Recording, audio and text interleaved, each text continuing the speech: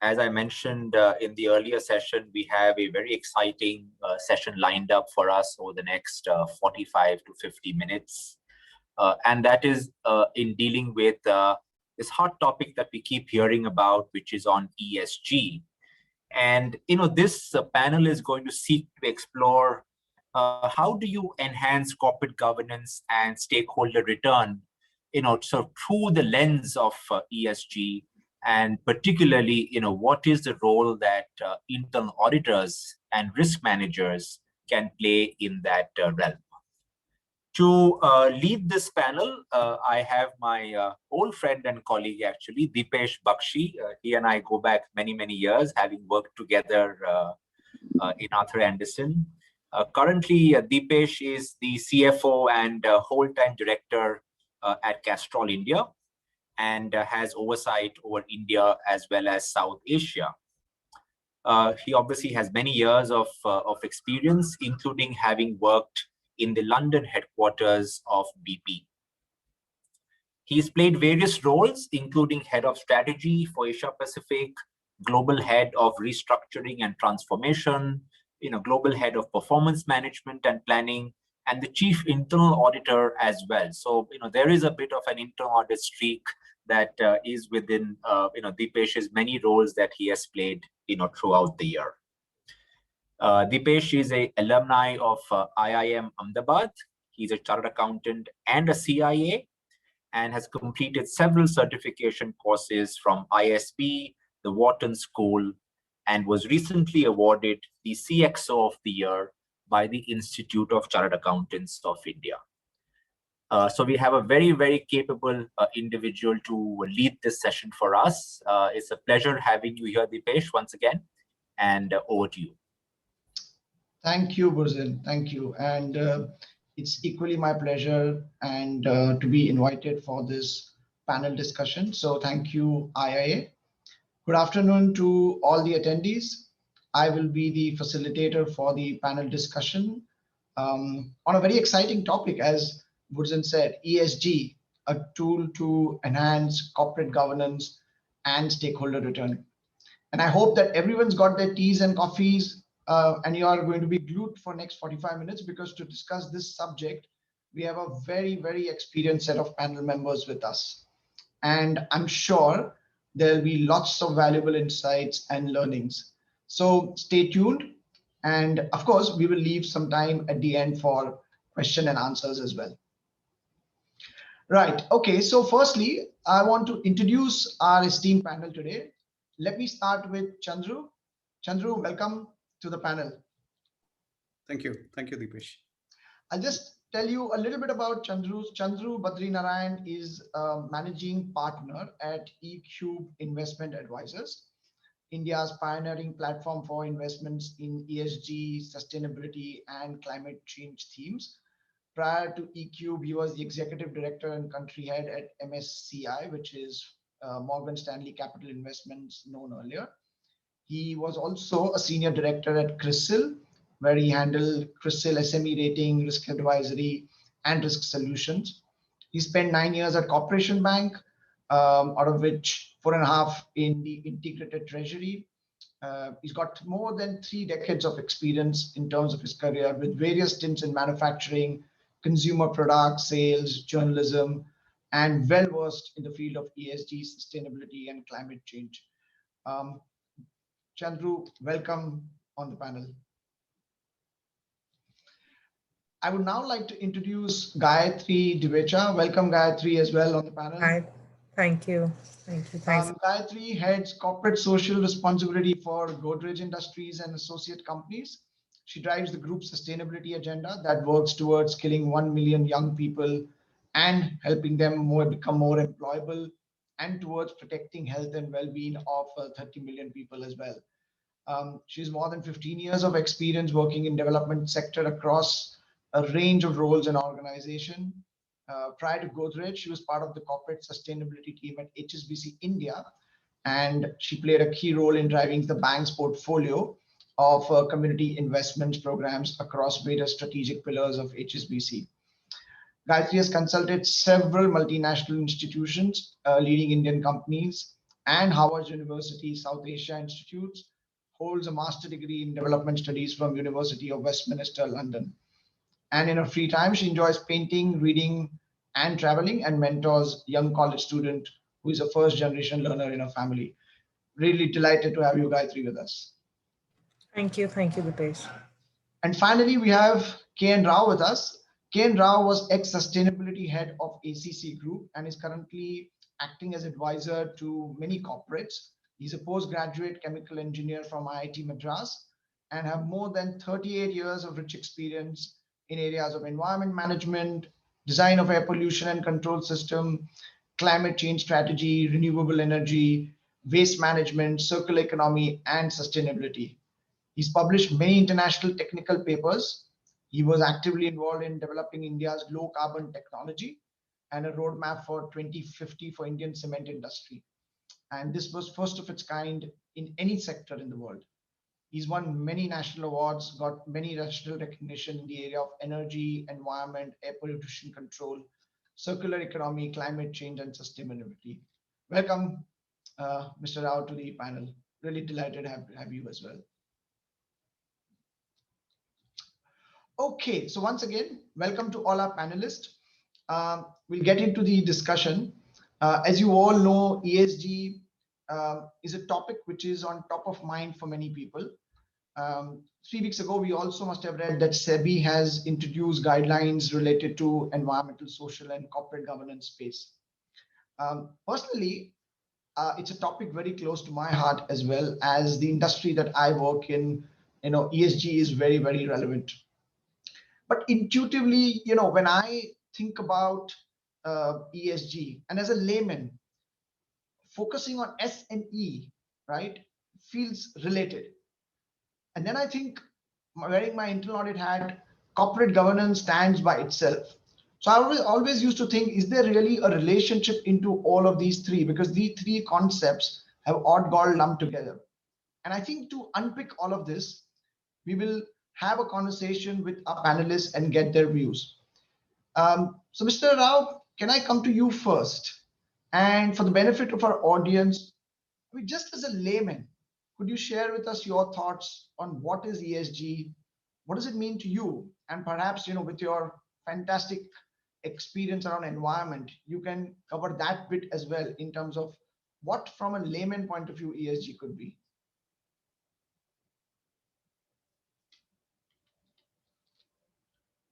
I think you're on mute. Give it out. Can you try and unmute? We can't hear you. So due to technical issue, we can hear you now. Go ahead. Yeah. So for me, I think earlier we used to have the word of people, planet, profit is the concept that we generate a profit from the business while mitigating all the negative impacts on society and also on the environment. So that is try to see that you mitigate the business risks and also see that the negative impacts of the business should not go onto the planet and also to the people. So that was but at the same time, while doing a triple way, the planet, people, profit, at the same time, you do a ethical business. That is the corporate governance, is that do the business in an ethical way. And while you are actually making profit and also actually creating a value for all the stakeholders and also not to create negative impacts on the people and also on the planet. That's my layman's understanding about actually what is the ESG. Okay, thanks for that, KB Rao. Gayatri, I'll come to you next. So you have a wide experience on the social responsibility side. Throw us some light on the S aspect of the ESG and what it means to you, and some activities that would comprise within ESG in S. Sure. So broadly, ESG it's a set of criteria, one could call it. If you want, in its simplest form, I guess the best way to explain it is it's a set of criteria or parameters that speak to a company's operations in relation to environment, society and its governance, right? So for the S bit, what are these criteria? They include a number of things.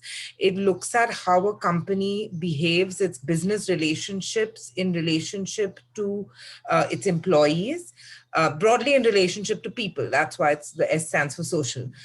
So its employees, its entire value chain, being its suppliers, its distributors, its customers, as well as its communities. And communities can be pretty broadly defined, either as local communities in the case of manufacturing, where you typically exist in a geography where there are people living around.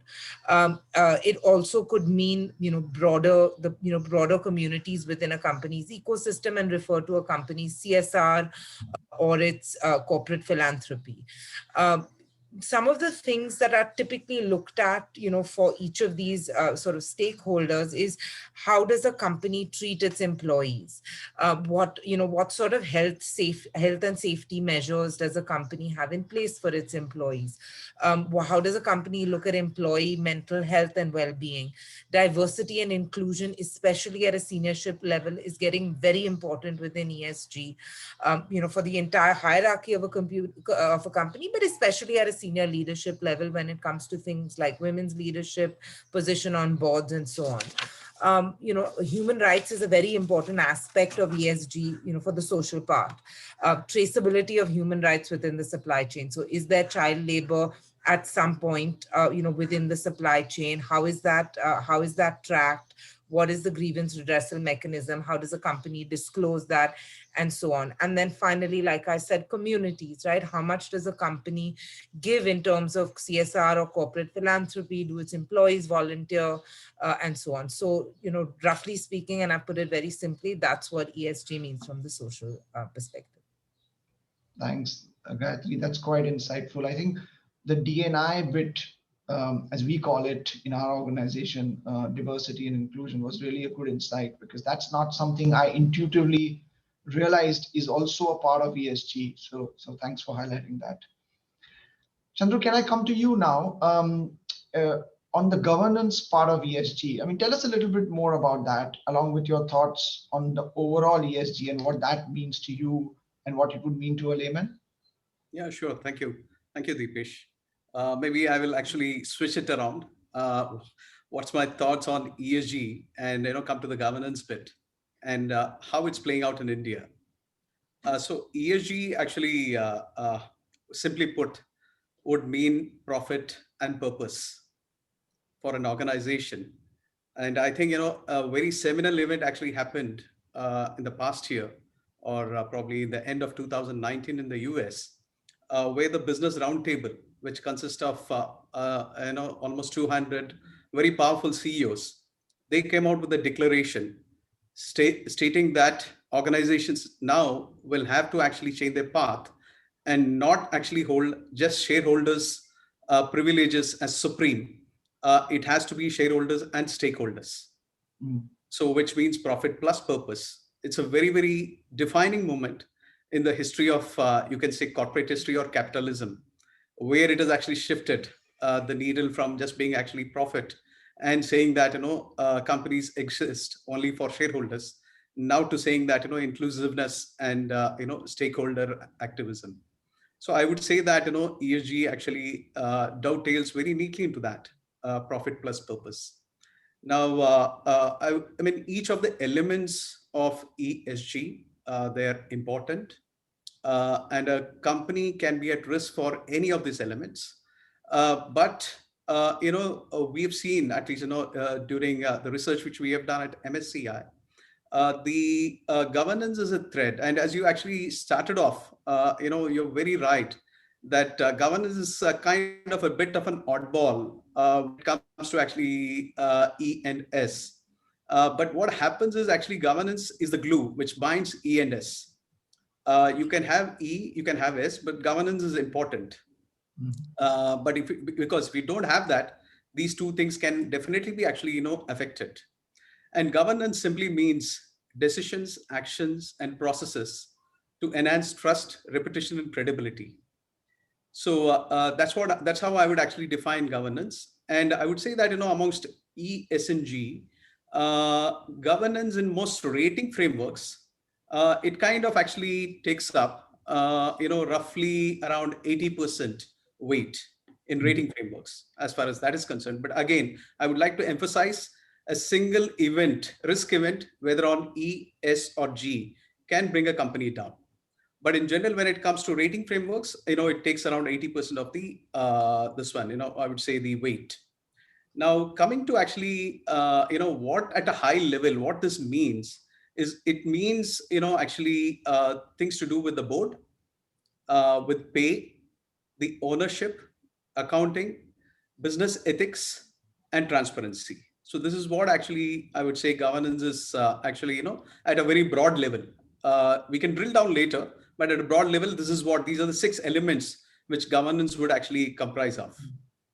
Now, I would also actually like to say that, when it is this ESG part itself, it's taken a lot of shape as actually, large institutional investors started focusing on that.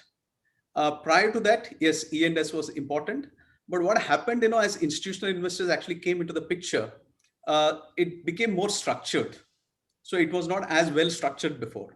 So then you got actually, what is the top level framework? Then what are the parameters which you have? What are the kind of weights which you do? There is a concept of materiality. So what matters, which factors? You don't actually expect all factors matter for, all kind of companies and all kind of segments and everything. But governance in general actually has a lot of commonality as far as materiality is concerned across the board. So these things is actually, I would say on the governance, and also actually governance has a very disproportionate effect on share prices, especially on the downside. And there have been numerous examples of this in recent years across the world and in India, not only in the corporate side, but also on the governments too. So we have seen actually a lot of incidents, whether Black Lives Matter or on the March on the Capitol Hill, and even in India and other places, how governance actually, lack of governance leads to regime changes and everything. So it's very important. And finally, I would say that, a few years ago, we had actually at MSCI, we had published a report on corporate governance in India. And the key takeaways on that were actually when it comes to private companies, related party transactions were the one, which lead to a very high risk. When it comes to MNCs, it was the royalty payments.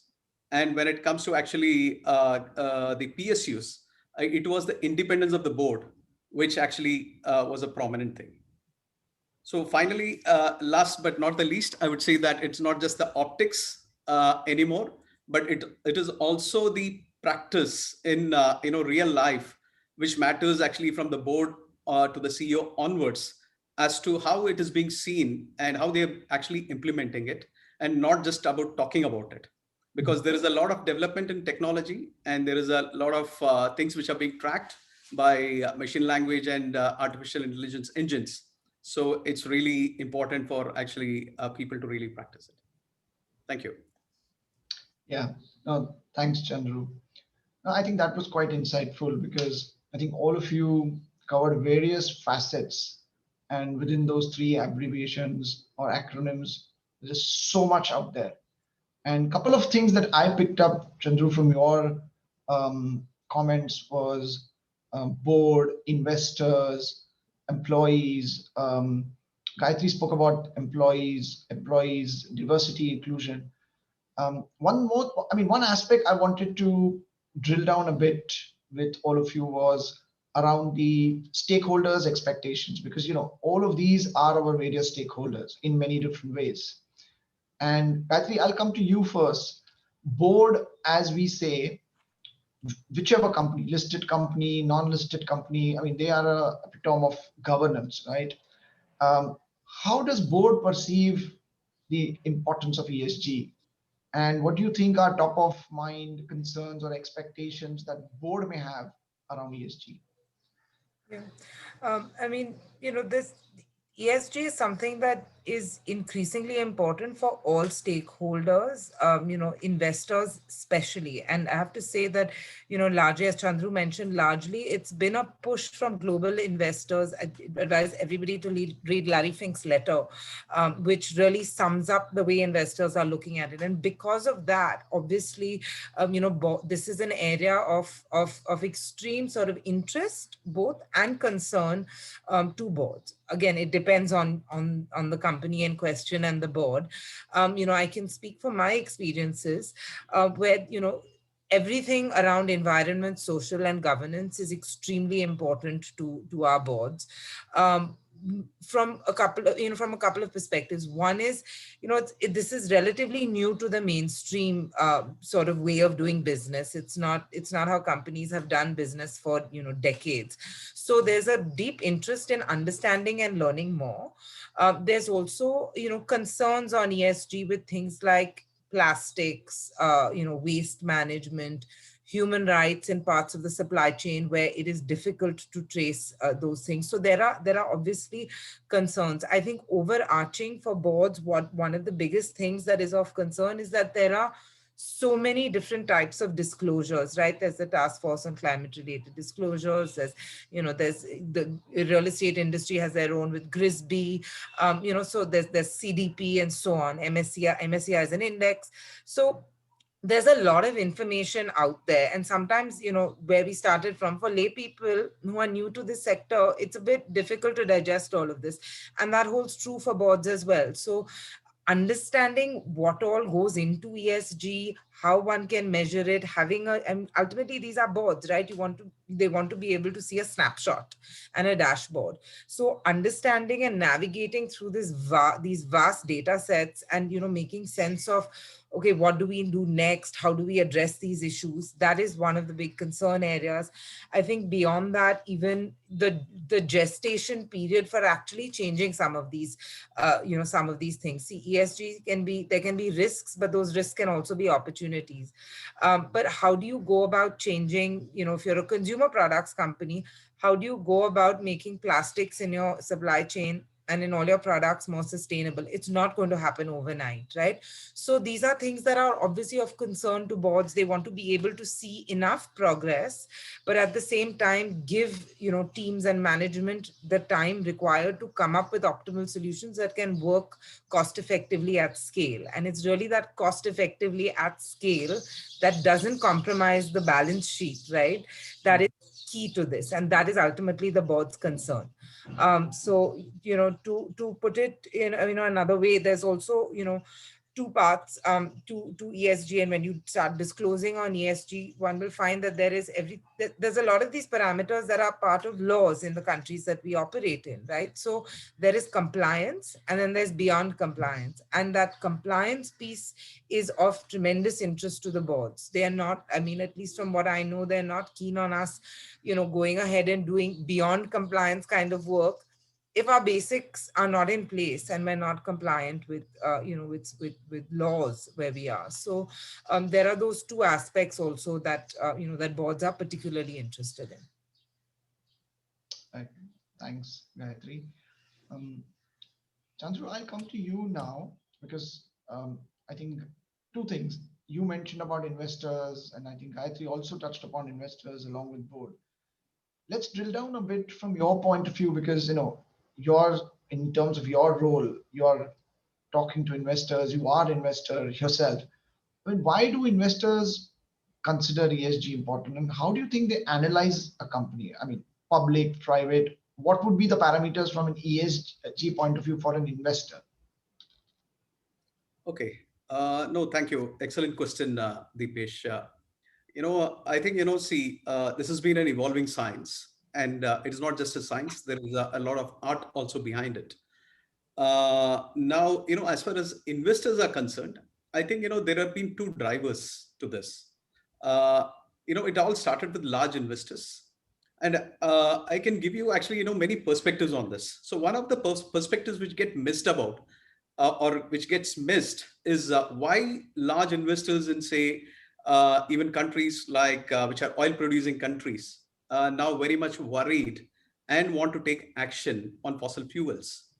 why actually countries or investors in countries which are there in say places like Canada or Northern Europe more concerned about actually ESG or environment. And at a very, very broad level, it has to do with climate change and global warming. And if you see, for millennia, most of the population of the earth has been around the equator. That's because we have had the most livable conditions across the equator. And now, as global warming actually takes place, there is a lot of heat generation which is happening at the equators. So we are having a lot of disruption due to water stress and climate change, maybe tsunami and flooding and seawater level rise and so many other things actually happening. Now, what this is leading to, and there have been actually a lot of very good research on this subject by my previous organization MSCI, or by even The Economist and everything. So at the heart of many of the global strife across the world is climate change. So whether you take the Rohingya crisis or South Sudan, or even actually pockets across the equator, even what's happening in Yemen and all these kind of places, at the heart of it is climate change. And there's a fear in these kind of governments that as the world actually heats up, there'll be a more and more climate change migration actually happening towards those countries. So it's not just altruistic instincts which are actually driving large institutional investors towards actually focusing on climate change. So there is actually a kind of a selfish motive for doing this. So that is a very, very primordial instinct which is actually driving investors in and the world's largest investors, institutional investors, are in these countries. So that is one factor. But apart from that, what they also see, that the risks to corporates, the physical risks because of climate change, or the transition risk because of climate change, or actually coming from governance, ethical factors, diversity, inclusion, these are all actually leading to effects on share prices. So this is also very, very important. And I did actually mention previous in my when you asked about governance, on the effect of this is actually having on share prices. So we've seen that when there is a governance breakdown, the effect on the share price is very, very sharp and very immediate. While on the other side, it may not actually, the uptick actually takes a lot of time to actually happen, because trust gets a lot of time to build up, but credibility and trust can be ruined in moments. Yeah. So that is what actually is actually drives investors to be more focused on this. And Gayatri did mention about the cost. Definitely there's cost, but these are short-termistic kind of thing. But if you don't take care of this, the share prices can actually have a very massive fall. And this is a very, very prime thing, which actually drives. Then, I would also actually talk about, when I've been in MSCI, and one of the most influential organizations across the world, and there is roughly $1.7 trillion, which tracks actually MSCI's emerging market indexes alone. And MSCI produces 200,000 indexes. And when we've had discussions with the investors, there are many other driving factors, to actually how investors, especially institutional and large investors, look at. So they look at actually the first order effects, the second order effects, and the third order effects. And I'll give you an example of how this is driving. Like Gayatri mentioned about packaging. Sustainable packaging is very important. It's become very important in manufacturing industries or food industries. But if you take actually a very prime example, I'll give you two examples in India itself. Look at how electric vehicles are coming into India. Now, this is the third order effect. It started with actually the pollution in Delhi, and then the judicial action, the government action, fearing that they will lose votes and everything. And that actually leading to regulations, which are now actually leading to actually effect on companies and everything. So these are third order effect. Similarly, you work in Castrol, and I don't have to tell you about the effect of fossil fuel on actually companies like Castrol and how it is actually going. So there are actually many of these instances. Then actually comes the millennials, their concern for actually the environment, and icons like Greta Thunberg, who have really actually influenced the thought process of actually the millennials. And how they are actually, that's shifting. You see a great movement towards veganism across the world. So this is what actually, Gayatri also mentioned about. One is the risk and the opportunities. Whether you look at it from a risk or an opportunity, both exist. But how you are actually able to join the dots and then look at it is important. And that's why institutional investors are more and more worried about this. And whether you take the private or the public sectors, So they want this to be actually focused upon. And costs apart, the downside risk are much higher for investors if actually this is not taken care of. You also actually asked about how do investors actually look at it. So as I mentioned, so these are all very structured, and there are two ways in which you look at it. So one is something called as actually, structured data, which is basically, companies, corporates now have to come out with a lot of disclosures, either because of regulatory necessity. And Gayatri mentioned about TCFD, which is task flows on climate-related financial disclosures, as far as sustainability and climate change is concerned. Then you have integrated reporting and GRI and so many other reporting standards which are doing that. And then the next thing which is actually coming now, which is actually in its infancy, you have ESG. Climate change is the one which is actually starting to happen very fast on the disclosure side. And then the next thing which will come, which COVID has pushed, is something called as TNFD, that is to do with biodiversity disclosures and everything. So these are the things which are actually happening, and there is a lot of science which is actually behind this. I mentioned about materiality factors. So there is a board there is an institution called SASB, SASB, Sustainability and Accounting Sustainability Standards Board, which is at the heart of this materiality factors for every actually industry. So you would actually have probably, water being actually more material for say a company like Coke, but may not be as material for a company like TCS. So for organization to organization, it would actually, or the sector to sector, it differs. So this is how actually very briefly I'm putting it, and I can share some links later, on these kind of subjects in that. And just to give you some numbers as to how much actually investments has gone into sustainable theme investments, which is I'm using it interchangeably with ESG, is roughly around till last September 2020, it was $80.5 billion, which has actually come into sustainable themed investment. And this is only the public sector, not the private sector. This is India. No, I'm talking $80.5 billion. Billion, not million, billion across the world. Okay. Sustainable themed investments, this one. Again, okay, so there are two ways in which actually investors assess companies. One is to actually take all the disclosures which are there in the public domain.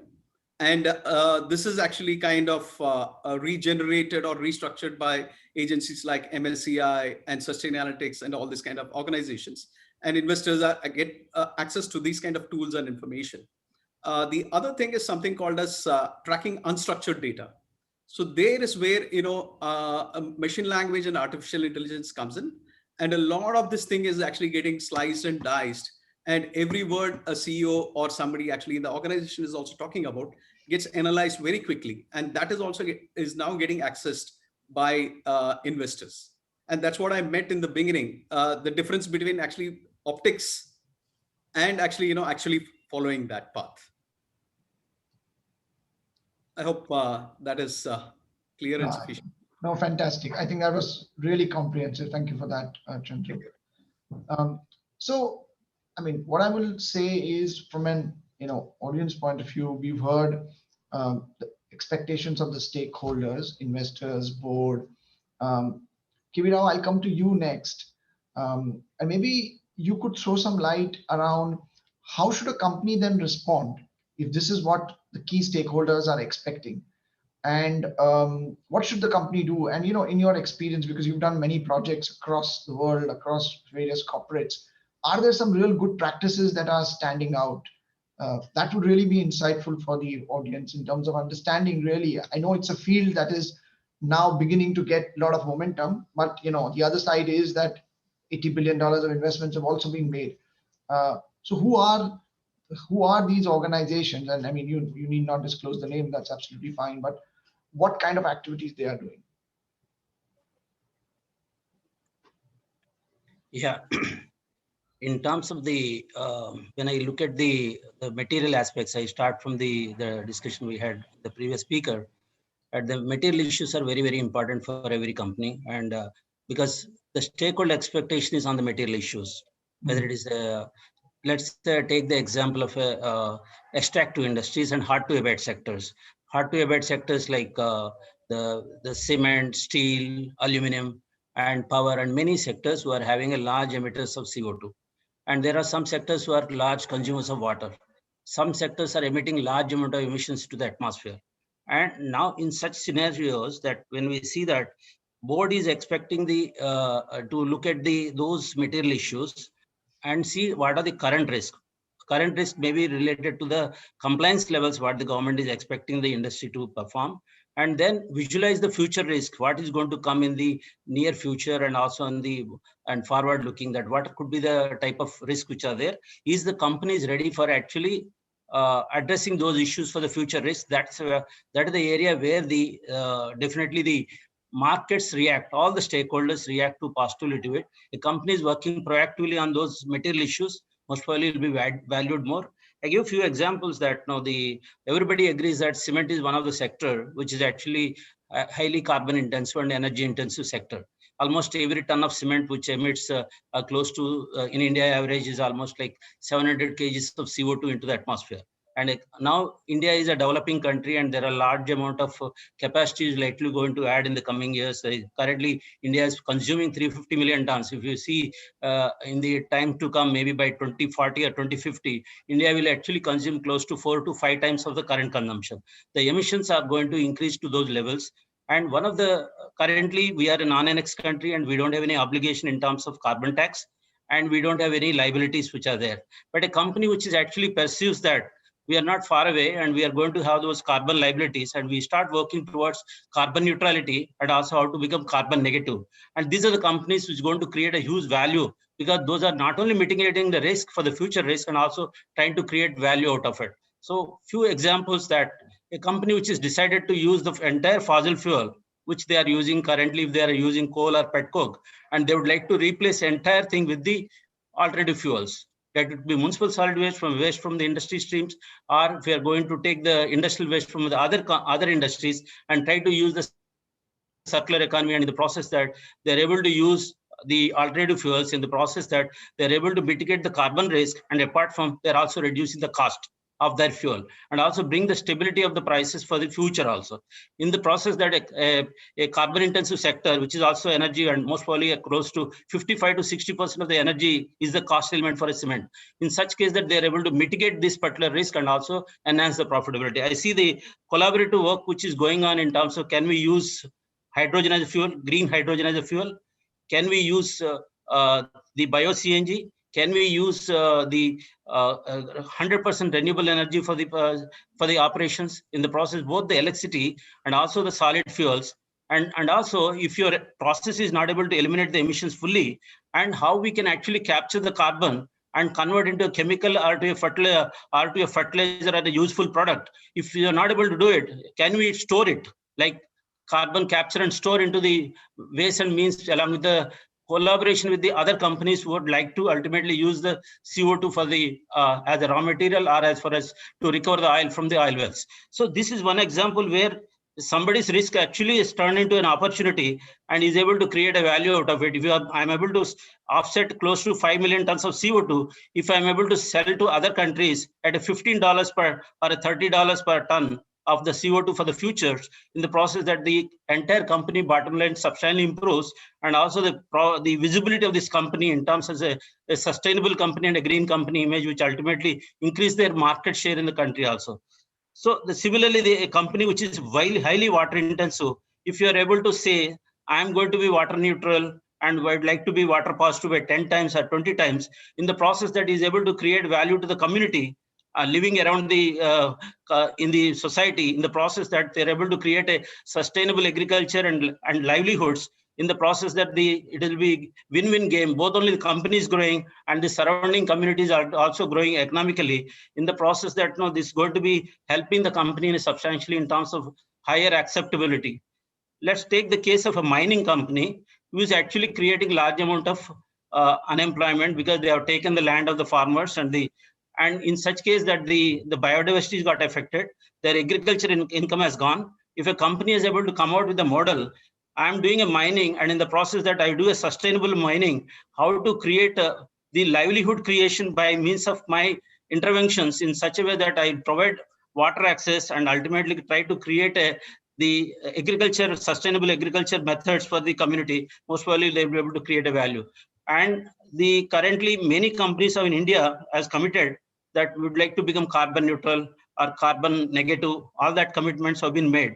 But in such cases that no company is doing on its own, but some companies, they're taken forward and they're able to collaborate, cross-sectoral collaboration and working together the like-minded companies in the process, that the journey towards the success and creating innovation will be much faster. So there is a difference between that somebody is mitigating its risk and somebody is actually trying to do thinking in advance, but ultimately somebody is doing a collaborative work. In all the cases that we require a finance, we require a technology, and by doing this collaborative work, most probably the companies will be able to progress much faster. On a simple issue of on a climate change, I think all of we agree that at different levels of the impacts are there on climate change on all companies. Let it be a pharmaceutical company, let it be a cement company, let it could be aluminum or steel or an FMCG company. And for all companies, there is impact. But when I look at the Indian currently the disclosure, we have thousands of companies in India, but hardly 100 sustainability reports are produced at this moment. And where in terms of transparency and disclosure, we are at the nascent stage.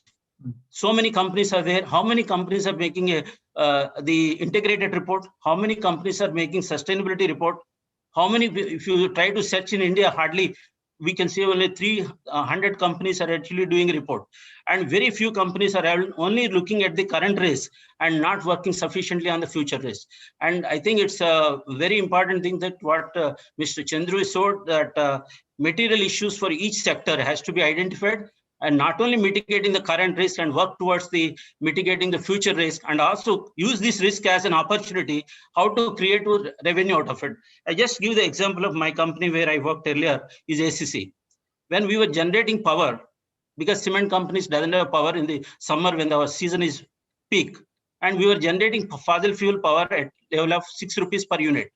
And when we would move towards the mitigating the carbon, when we move to the renewable energy, now we are level of less than 3 rupees. If you're a company which is an energy intensive company, if they're able to reduce the power cost by to half, how it is going to enhance the profitability of the company. So in a issue of a decarbonization story, there is also a cost leadership story. Similarly, on a fossil fuel, there is a reduction of the definitely carbon, at the same time reduction of the cost. And in terms of addressing the packaging issues of EPR for so many MNCs and also FMCG companies, and they're able to give revenue, not only give the fuel and also give revenue to the companies who are able to dispose the MLPs, multi-layer plastics, and in the process that is also adding to the bottom line. It's very important that when we address the issues of others, in terms of their material issues, there is a value for us, and in the process that a collaborative working with the various sectors ultimately adds definitely value. Similarly, till now the emission regulations, yeah. Sorry, sorry to interrupt. It's just that we're running out of time, and I just wanted to cover that because I'm seeing there are lots of questions, and we may not be able to. I'll stop at this. I think you can actually proceed with the questions. No, thank you very much. So I just wanted to do justice to the question and answers as well. So I think, Gayatri, I'm going to come to you. Maybe you can pick up 2 questions, and Chandru, my request is, if you just scroll to the chat box, I think there are a few questions on yours. So maybe you can club all of them and give a bit of a theme response. So Gayatri, I think 2 questions which are sort of coming in here. One is there really an ESG framework, right? And how do you really measure ESG? Because there is so much out there, right?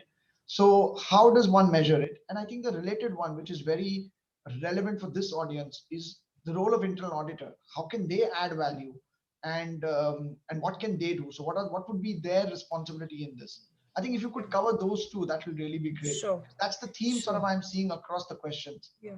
So there are hundreds and hundreds of frameworks out there, right? There's a number of standards and weights that one can disclose. The simplest, World Economic Forum has done us all a big favor in this past year, and they've created a report which sort of clubs together all of these disclosure frameworks. So it's very easy to use. You can go through it and see, which standard or which framework requires disclosure of which specific criteria or parameters. And then how do you stitch that all together? the best in class record, at least from our perspective as companies, the best in class way of disclosing is obviously doing an annual integrated report in which you disclose what are your material issues, as Chandru had said, what is material to you from an to you as a business from an environmental, social governance perspective. And that materiality is done by consulting your stakeholders. So, I mean, you can't just put in your perception of what's material. And unfortunately, it's not that simple. You have to go out and consult your most important stakeholder groups, being customers, investors, shareholders, employees, and so on, to communities, to suppliers, to figure out what are the real material issues for them. So, I mean, simplistically put, integrated reporting is one of the best ways to begin. This WEF framework and report that they've put out, which combines all of this different standards, is also extremely useful.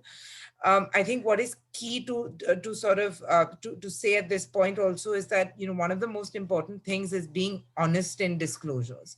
Each company is free to take its own call as to how much they would like to disclose of what. Obviously, there are certain things like BRR that are mandatory. So, you have to disclose those. There's no choice over there. But otherwise, one can take a call based on each company's desire for what they want to disclose. However, what most companies get wrong is in pursuing the optics, as you mentioned earlier, we don't end up giving enough information and the right type of information in these disclosures. Being honest is absolutely key. It's not about just showing that you are doing an ESG disclosure. That will do much more harm than good. And people are smart. They figure this out, right? So I don't know if you remember, a couple of months ago, there was a newspaper article about Saudi Aramco disclosing half of its carbon emissions and, disclosing its full carbon offsets. This is the worst thing a company can do. I would highly advise against it. So if one wants to go down this route, please be honest and transparent in those disclosures. And this is where internal audit plays the most important role.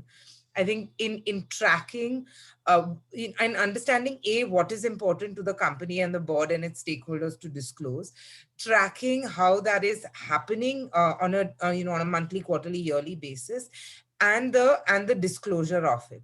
I have to say, our internal audit team at Godrej, one of the places where they add the most immense amount of value is in the sustainability audits of our supply chain. So we have a sustainable supply chain policy, and they will actually audit, including going out and visiting those suppliers for their, to understand what are their sustainability practices and do they meet the mark for what we are looking for in our supply chain. So these same can be applied to human rights in the supply chain. So this is where internal audit plays a really critical role. Like I was saying, boards need to understand these things. So presenting this information in dashboards to boards, etc. In my mind, there's no one better than an auditor to do this. Sure. No, thank you, Gayatri. I think that really drives home the point and makes it so relevant for this fraternity in terms of audit, what exactly we need to do. Chandru, I'll come to you. My request is maybe a couple of minutes. I know we won't be able to answer all the questions. So my request to the IIA team would be to capture those questions and, maybe circulate it later on or find a way to respond. But high level, couple of comments, because there are many questions out there. One or two if you want to pick up. Yeah, I'll take probably 90 seconds, not more than that. Okay. So very quickly, what's the role of internal auditors in ESG? I think, it's extremely, extremely important because a lot of reporting and disclosures depend upon this audits. And internal audit is the first line, actually, which is of engagement. And if that link is weak, everything else breaks down. So that's what I would say about internal audit, the role of internal audit. I think there are many other questions on the frameworks and everything. Gayatri has mentioned some, and I've actually posted a link. And very quickly, I would just like to actually share my screen on, I think, one thing which keeps coming up and which probably you've not asked Deepesh, but I'm volunteering is ESG, does ESG really have an impact on share prices? So I will just very quickly show you something for everyone, which will actually kind of answer that query. Yeah, just 1 second.